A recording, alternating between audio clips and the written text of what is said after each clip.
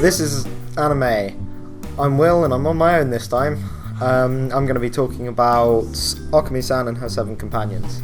Now, Okami-San is about a bank called the Otogi Bank, which gives people favours, grants people favours in return for them cashing it in at some later point, the bank cashing it in at a later point, and is about a boy who falls in love with a girl called Ryoko, and he is too shy to admit it, and when he finally admits it, he gets recognised by this bank that she's a member of, and slowly inducted into it due to his certain skill set of being an incredible hunter.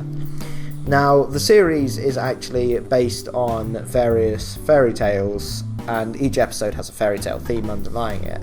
For example, with the main group, there is Ryoko, who is the wolf, then there is Ringo, who is Little Red Riding Hood, and then the main character himself, who is the hunter. Then you get various other fairy tales as the series goes on, and each member of the bank also has their own special skills. Now you get Ashima, who's another member of the bank, and he is based on the tale of the tortoise, where Urashima actually saves a tortoise that's being bullied on the shore, and he is then taken to the undersea palace by the king of the sea, where he's given riches, and when he comes back to shore, he's told not to open this box, because if he does, bad things will happen. He finally, after a long time, opens the box, and it reveals that his age even, was stored in the box, and that after he opens it, he super ages until he ultimately dies. This character is portrayed really well out of the group, because he is sort of a dashing, princely type character who's always coming to the aid of the sort of those who are less fortunate, and he has a particularly perverted streak in a very typical anime fashion, but it's done very comedically. He is always there with the tortoise from the story, who I've forgotten the name of, and she is always seeing him flirting and all of this, and it consequently drags him off and does unquestionable things off the camera, which is always quite funny.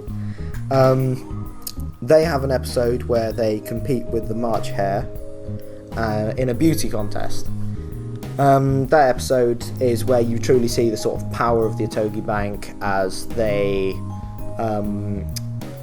cash in loads of favours so that the vote goes in the way basically they want it to, and they are able to make the entire school vote the way they want it to. Now, over the series you'd see more about this sort of town, where they're all from, and the characters are developed more and more, until ultimately there is a final battle when the main character, where Ryoko gets kidnapped, and the main character has to form sort of a band to rescue her in a very sort of typical final battle type situation. While this is going on, you see sort of the different characters' true strengths shine as they all use their sort of abilities, their traits from the fairy tales and more stuff like that. You see, in addition to this, the tale of the dog, monkey and pheasant, I believe it is, Puss in Boots, who is an incredibly fun and likeable character, and things like that. They fight through a school called Onigashima for the final battle. I think I didn't really have a huge focus for that one, but that's because even though it is a fantastic series, it's not that long, and I felt that with all these talks we were doing, we weren't really giving that much attention to the shorter anime series. It wouldn't take you long to watch it, and I would say it's definitely worth watching. I would recommend Okami-San and her 7 companions to anybody who likes anime or not, because it's a fantastic series. This has been Anime. Like, comment and subscribe, and thanks for watching.